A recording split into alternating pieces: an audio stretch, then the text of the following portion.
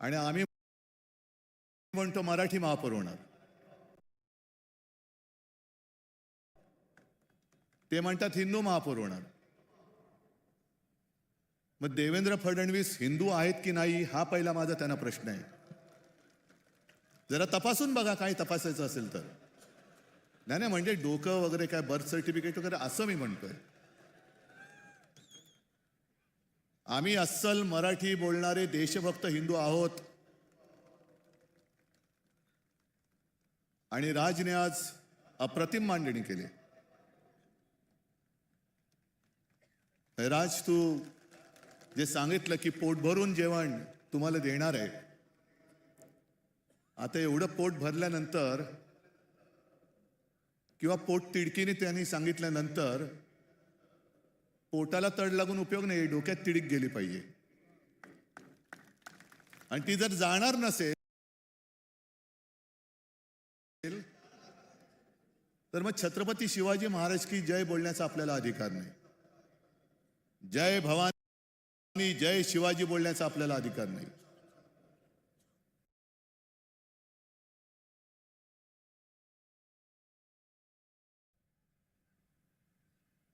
आणि आजच्या सभेचं हे वैशिष्ट्य आहे,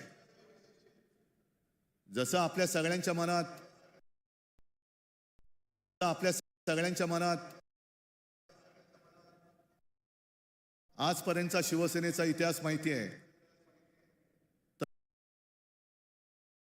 तसंच मला ती पहिली सभा मलाही आठवते. मी इथे खालीच माच्या मांडीवरती बसून ती सभा बघितली होती.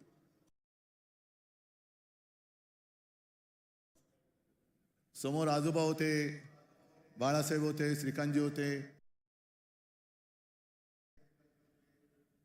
काय बोलणं ऐकायला येत होतं, पण कशासाठी नेमकं काय चाललंय, मराठी माणसावरती अन्याय होतं म्हणजे नेमकं काय होतंय हे कळण्याचं वय नव्हतं.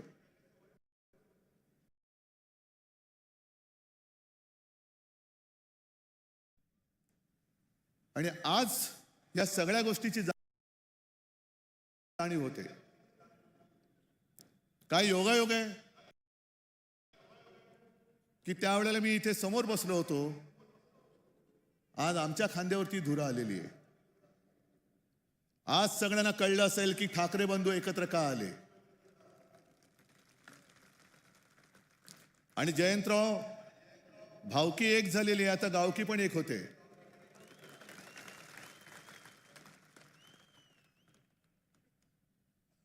अनेक जण आतापर्यंत प्रश्न विचारत होते की ठाकरेंच्या अस्तित्वाची लढाई आहे का. अरे, ठाकरेंचं अस्तित्व ठरवणार अजून जन्माला नाही आलं. हे बघा समोर बसले, ते खरं ठाकरेंचं अस्तित्व आहे.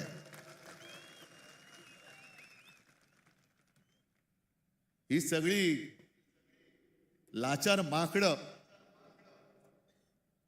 ही कधी वाघ नाही बनू शकत. आणि आत्ता तुमच्या लक्षात आलं असेल की शिवसेना संपवण्यामागचा यांचा डाव काय होता. का संयुक्त महाराष्ट्राच्या लढ्याच्या वेळेला आचार्य आत्रे होते, एस.एम. जोशी होते, डांगे होते,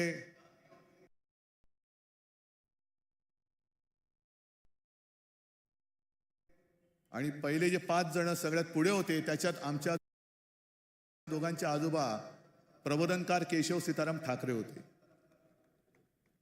ही आमची घराणेशाही म्हणा किंवा घराण्याची परंपरा म्हणा. आणि हे रक्तामध्ये असावं लागतं. मराठीचं प्रेम, मातृभाषेचं प्रेम हे रक्तामध्ये असावं लागतं. आणि आमच्या डोळ्यात देखत जर आमच्याच घराचे, राज्याचे, भाषेचे लचके तोडले जाताना आम्ही प्रबोधनकारांची नातवंड, बाळासाहेबांचा मुलगा, श्रीकांतजींचा मुलगा हे काही शेपट्या घालून घरी बसू असं या भाजपवाल्याने वाटलं. आज जे काय राजने मांडलेलं आहे हेच तर आम्ही सांगतोय. आणि आमच्या दोघांचे शेवटी अनुभव हा सगळ्यात मोठा गुरु असतो. साहजिकच आहे, मराठीसाठी एकत्र आलोत.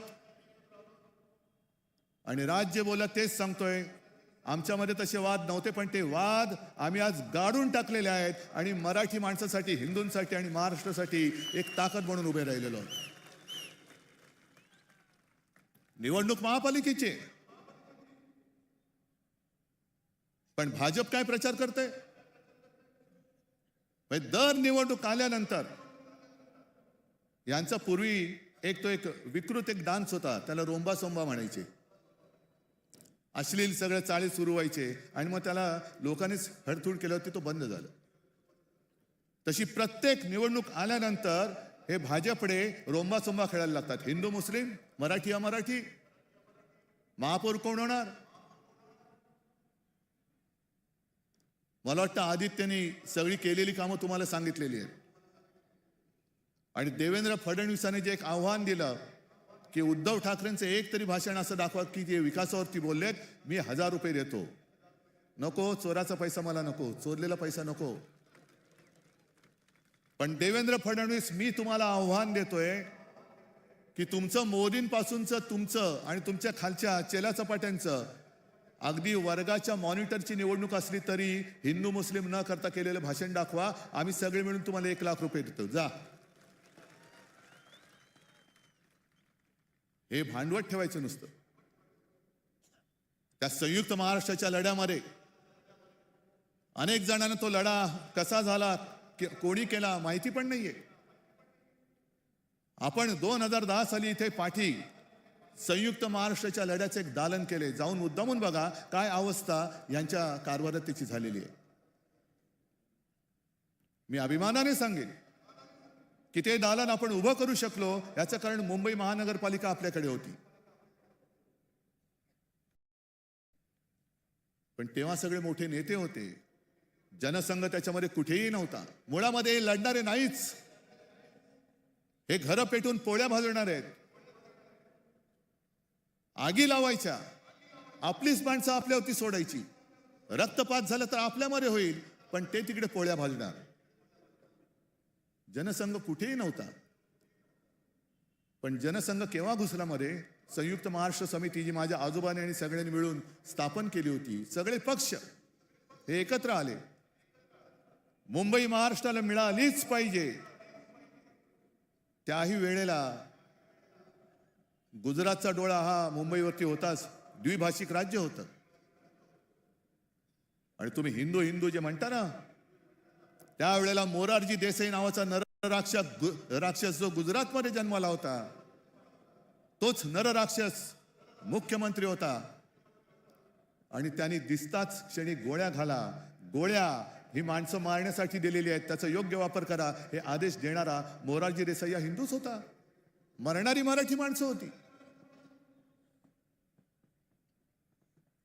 पण एक गोष्ट तुम्हाला मुद्दामून सांगतो की जनसंघ त्याच्यामध्ये कुठेही, म्हणजे गोळीला तुम्ही, पोळीला आम्ही.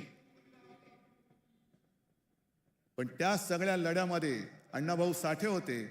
तसाच एक शाहीर अमर शेख हा महाराष्ट्रप्रेमी मुसलमान सुद्धा होता.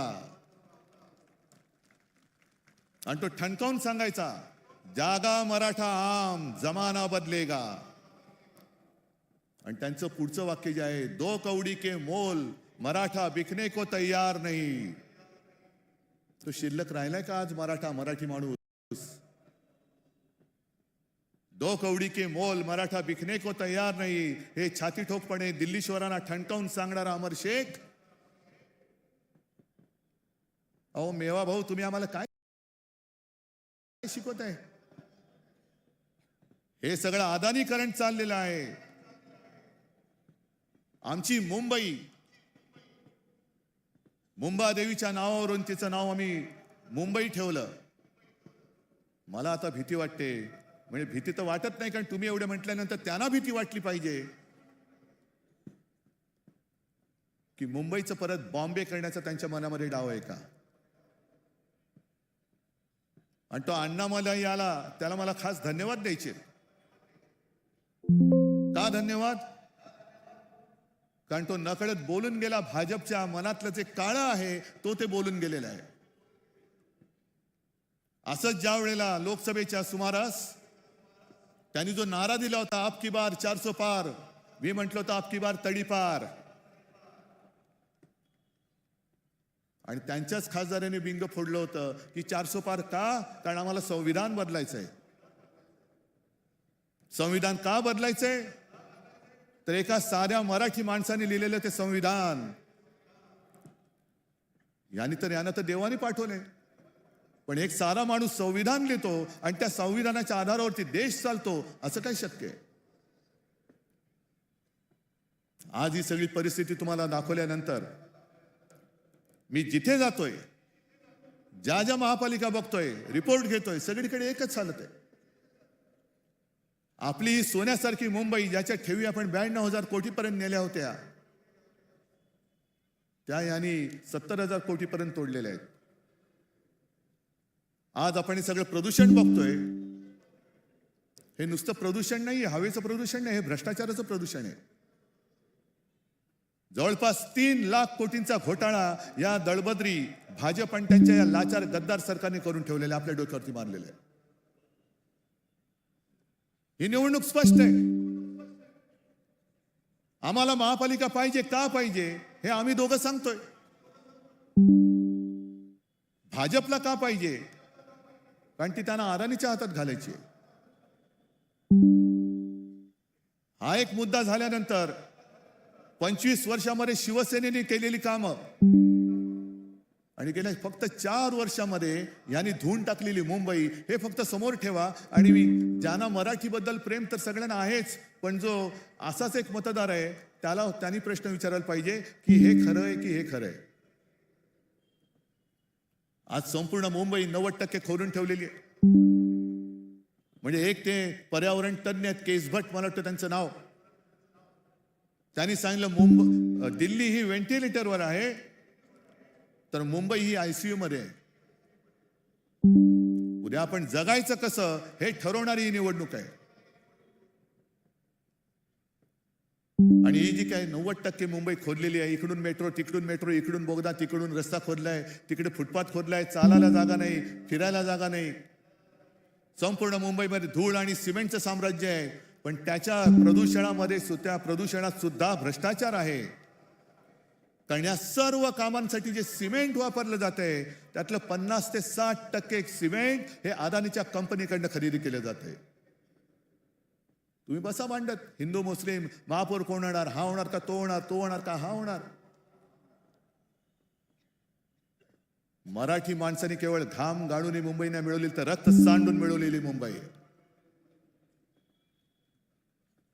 आणि आज ते मोठे कोणी नेते राहिलेले नाहीयेत, पण आमची घराण्याची परंपरा म्हणून, एक आमचं कर्तव्य म्हणून आम्ही तुमच्यासारख्या सगळ्या सैनिकांच्या साथीने हे आक्रमण परतवण्यासाठी उभे राहिलेलो आहोत. आमच्या सोबत येणार आहात की नाही हे ज्याचं त्यांनी ठरवायचंय. ही काही पहिली निवडणूक नाहीये. शिवसेनेला आता यावर्षी 60 वर्ष होतील. अनेक निवडणुका आल्या आणि अनेक निवडणुका झाल्या. काही शिवसेना जिंकली, काही शिवसेना हरली. भारतीय जनता पक्षाबरोबर युती झाली, हिंदुत्वासाठी केली. आणि याच व्यासपीठावरती तोही काळ आठवते, तीही मीटिंग मला आठवते, ज्या मीटिंग मध्ये शिवसेना प्रमुख जॉर्ज फर्नांडिस आणि पवार साहेब होते. युत्या होतात, आघाड्या होतात, मतभेद होतात, लोक दूर जातात. आता नितीश कुमारचं उदाहरण बघितल्यानंतर मला भारतीय जनता पक्षाला हेच प्रश्न विचारायचे की तुम्हाला हिंदुत्ववादी असलेली शिवसेना का नको, याचं उत्तर आज आम्हाला मिळते. तुम्हाला मुफ्ती मेहबूबा मुफ्ती चालते. संघ मुक्त भारत म्हणजे संघ नको म्हणणारा नितीश कुमार चालतो. मोदींना अतिरेकी म्हणणारे चंद्रबाबू चालतात. पण शिवसेना नको. याचं कारण, जोपर्यंत शिवसेना आहे तोपर्यंत तुम्हाला मुंबईचा घास गिळता येणार नाही हे फक्त माहिती आहे, म्हणून तुम्हाला शिवसेना नकोय. कारण आघाड्या तुटतात मी म्हटलं ना, पण पक्ष संपवण्याचा हा विकृतपणा हा शिवसेनेबरोबर त्यांनी पहिल्यांदा केलेला आहे. आणि महाराष्ट्राच्या ज्या 2 शक्ती अरे तुमचा कुठला ब्रँड? बँडवाले आहात तुम्ही, नुसता मोदींचे बँडवाले तुम्ही. आमचा ब्रँड संपवायला निघालात. आज ठाकरे तर आम्ही आहोत, एकच आहोत, पण पवार साहेब सुद्धा आमच्या सोबत आहेत. ज्या पवार साहेबांनी देशामध्ये सुद्धा एक मोठं काम केलेलं आहे, म्हणून ही दोन नावं पुसून टाकायची. हे एकदा संपले का मराठी माणूस उभाच राहू शकत नाही. पण त्यांना अजून कळलेलं नाहीये, मराठी माणूस सहनशील आहे, दयावान आहे. पण कोण जर का अंगावर आला तर शिवसेना प्रमुखांची शिकवण आम्हाला आहे, एक तर कोणावरती वार करू नका, पण जर अंगावर कोण हात उगारला तर तो हात जागेवर ठेवू नका. आम्ही कोणाला घाबरवण्यासाठी युती केलेली नाहीये, आम्ही कोणाचं काही हिसकावून घेण्यासाठी युती केलेली नाहीये. पण आमच्याच घरामध्ये येऊन जे दादागिरी करतायत त्यांच्या विरुद्ध आम्ही आवाज नाही उठवायचा तर काय लेंड्या टाकायच्या? आणि मला एक मराठी माणूस असा दाखवा की जो परराज्यात जाऊन यांचे जे पोपटलाल आहेत त्यांच्यासारखा दादागिरी करतोय. एक माणूस दाखवा, उभा चिरून टाकतील त्याला. पण मराठी माणसाला जो एक काही दुहीचा शाप आहे, हे शिवतीर्थ आहे. आज आपण शपथ घेतली पाहिजे की त्या दुहीच्या शापाला सुद्धा आपण कायमचं गाडून टाकू. शिवरायाच्या साक्षीने शपथ घेतली पाहिजे. नाहीतर औरंगजेबाचं ते वाक्य शिवसेना प्रमुखांनी सांगितलेलं ना की या पहाडी मुलखात पराक्रम मुळामध्ये शिकवावंच लागत नाही. हे मराठे या पहाडी मुलखात तमाम दुनियेला भारी आहेत, यांना पराक्रम शिकवावं लागत नाही. पण दुहीचं बीज इकडे खडकावर जरी भिरकावलं तरी एवढं रुजतं, फोफावतं की पाहता पाहता तमाम दौलत तबाह करून टाकतं. हा दुहीचा शाप गाडून टाकायचा आहे. आणि भारतीय जनता पक्ष, मला कालच्या मुलाखतीत प्रश्न विचारला, तुम्ही वडिलांकडनं काय शिकलात? म्हटलं मी वडिलांकडनं त्याने जे त्यांच्या वडिलांनी शिकवलेलं तेच मी शिकलोय. म्हणजे काय? म्हटलं ढोंगावरती लाथ मार. मी ढोंगावरती लाथ मारतोय, भाजपच्या ढोंगावरती लाथ मारतोय. शब्द नीट ऐका, ढोंगावरती. कारण भाजपचं हे ढोंग आहे, भाजपचं हिंदुत्व हे ढोंग आहे, भाजपचं देशप्रेम हे ढोंग आहे. त्या काश्मीरमध्ये पहलगाममध्ये हल्ला झाल्यानंतर अनेक माता भगिनींचा सिंदूर पुसला गेला. त्या सिंदूरची यात्रा. बरं, हल्ला कोणी केला? पाकिस्तान. मग ऑपरेशन सिंदूर. आणि थोडे दिवस गेल्यानंतर जो पाकिस्तान आपल्या देशामध्ये अतिरेकी घुसवतोय, त्या पाकिस्तान बरोबर निर्लज्जपणे क्रिकेट खेळायला या शहांचे चिरंजीव पुढे. हे यांचं देशप्रेम. राज, तू जे सांगितलं अकोटमध्ये MIM बरोबर युती, अंबरनाथमध्ये, म्हणजे तिकडे तर कमाल झाली. उद्धव ठाकरेंनी जर काँग्रेस When बरोबर आघाडी creativity केली and तर AI उद्धव ठाकरेंनी merged, हिंदुत्व सोडलं. every gap is gracefully bridged. With AI Extend, those almost moments find their perfect. सोडू शकला. व्यासपीठावरती उपस्थित बरं, मोदींच्या घरी लहान असताना ईदच्या दिवशी आजूबाजूच्या मुस्लिम कुटुंब शिवसेनेचे पक्षप्रमुख सौगात उद्धव ठाकरे. आम्ही जरा कुठे काय खुट केलं, आम्ही जर अमर शेखची आठवण काढली, राष्ट्रवादी काँग्रेसचे नेते जयंतराव पाटील, काँग्रेस बरोबर हात मिळवला, आम्ही इतर सर्व मान्यवर म्हणजे भाजप आणि माझ्या जमलेल्या तमाम मराठी बांधवांनो, भगिनींनो आणि मातांनो, हे ढोंग आहे. आणि खरं तर संभाजीनगरला गेलो होतो. मला हिंदू मुस्लिम किंवा या व्यासपीठावरती मी राजकारणात ही निवडणूक न्यायची नाहीये. माझं आज सुद्धा देवेंद्र फडणवीसांना दुसरं एक आव्हान आहे की तुम्ही आज माझ्या व्यासपीठावरती या, आपण दोघं मिळून, विचार माझा नाहीये. आदित्यला सांगतो, मुद्द्याचं बोला.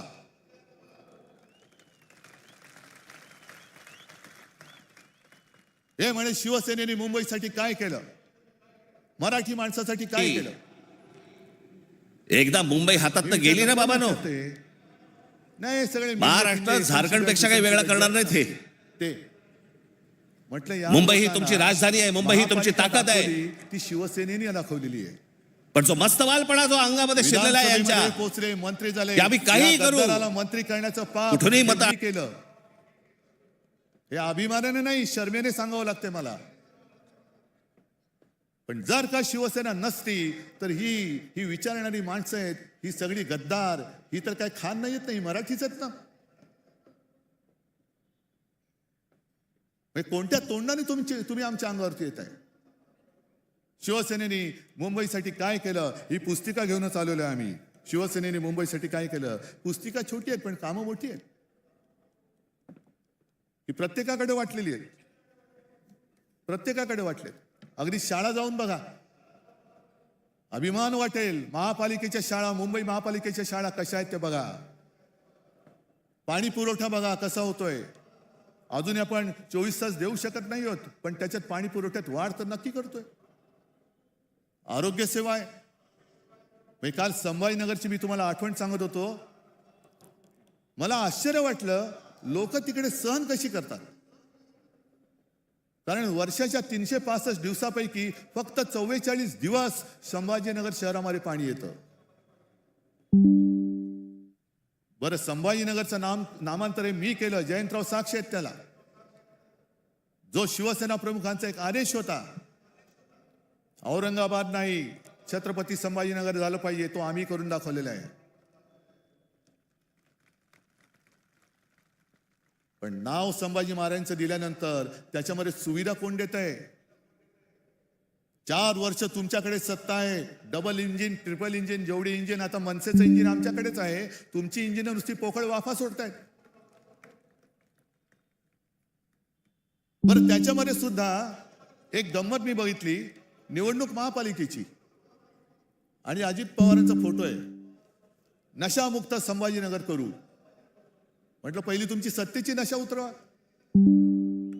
आणि साताऱ्यामध्ये ड्रग्सच्या फॅक्टरीवरती ज्याच्या धाड पडली, त्याचं जे काय खरं खोटं आहे आमच्या सुषमाताईंनी बाहेर काढलेलं, त्याची चौकशी लावा ना. त्याची नाही लावणार. नको त्या गोष्टींमध्ये चौकशा करणार. आज तुम्हाला सांगतो, भाजपच्या एका वर्षात भाजपला एका वर्षामध्ये साधारणतः 3100 कोटी रुपये निधी मिळाला. 3100 कोटी. तुम्ही म्हणाल तुम्हाला काय यायचं पडले सांगतो ना. आज राज्य सरकार त्यांचं आहे, केंद्र सरकार त्यांचं आहे. पण मुंबई महापालिकेला विविध करांच्या माध्यमातून जवळपास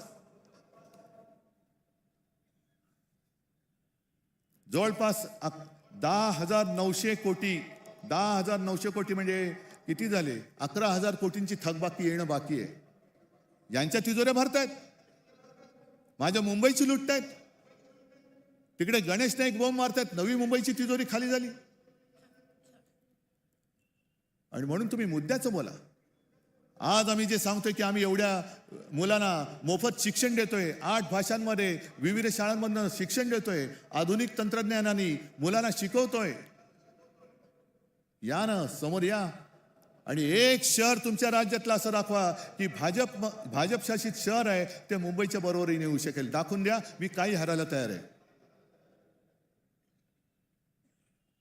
पण मुद्दे सोडून बोलायचं, आपल्याला भांडवट ठेवायचं आणि अदानीच्या थैल्या भरायच्या. तुषार आपटेचा उल्लेख जो राज तू केला, अक्षय शिंदे मारला, तुम्हाला माहिती आहे ना, एन्काउंटर केला. आणि मी याच व्यासपीठावरून बोललो होतो की शिंदेना गोळ्या घालायलाच पाहिजे होत्या. ह्या संदर्भ माझा काही जणांनी वेगळ्या अर्थाने घेतला. माझं म्हणणं एवढंच होतं की गुन्हेगाराला सजाही झालीच पाहिजे. पण ज्या पद्धतीने अक्षय शिंदेचा एन्काउंटर झाला, हा संशयास्पद आता तुम्हाला वाटतोय की नाही वाटत? कारण जर का अक्षय शिंदे जिवंत असता आणि त्यांनी कदाचित या सहआरोपी असलेल्या तुषार आपटेबद्दल माहिती दिली असती तर कोण फासावर गेला असता. पण हे पुरावे मारून टाकायचे. आणि तुषार आपटेने तिथे बदलापूरमध्ये पक्षाचं काम चांगलं केलं म्हणून या विकृताला त्यांनी स्वीकृत नगरसेवक केला. ही सगळी बजबजपुरी झालेली आहे. आम्हाला तो भाजप एक काही काळ थोडासा आपला वाटत होता, जो राष्ट्र प्रथम म्हणत होता. आता ज्या पद्धतीने सगळे गुंड पुंड त्याच्यामध्ये जात आहेत.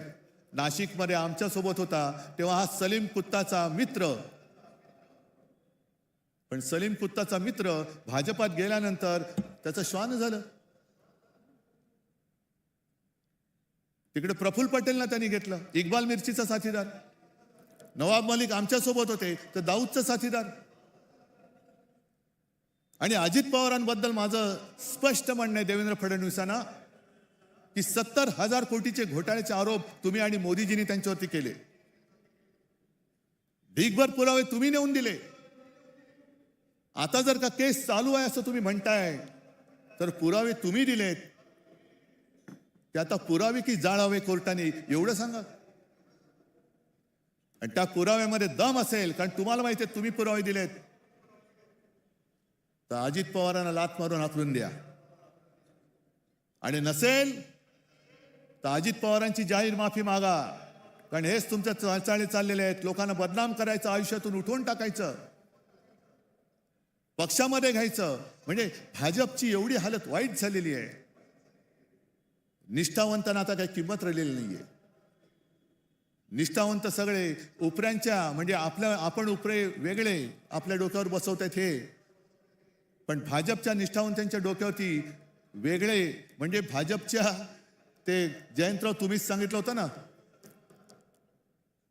तसं त्यांचं झालं. आता कोणाच्या खांद्यावर कोणाचे ओझे, सगळे माखलेले, घाणीने माखलेले, लडबडलेले.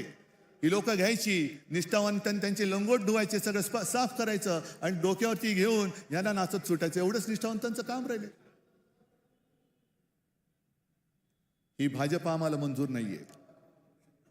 आता भाजपामध्ये राष्ट्र प्रथम नव्हे तर भ्रष्टाचार प्रथम म्हणणारी भाजपा झालेली आहे. गुंडागर्दी करणारे, बलात्कारी प्रथम म्हणणारी भाजपा झालेली आहे. आणि आपल्यामध्ये आगी लावून प्रत्येक ठिकाणी हेच होतंय. एका मोठ्या समाजाला डिवचायचं आणि त्याच्या विरुद्ध इतर समाजाला चिडवायचं. म्हणजे हा डिवचलेला समाज विरुद्ध गेला तरी चालेल, पण बाकीचे चिडवलेले एकत्र येऊन हे भाजपला मतदान करतील. कसं करतील हे बघायचं.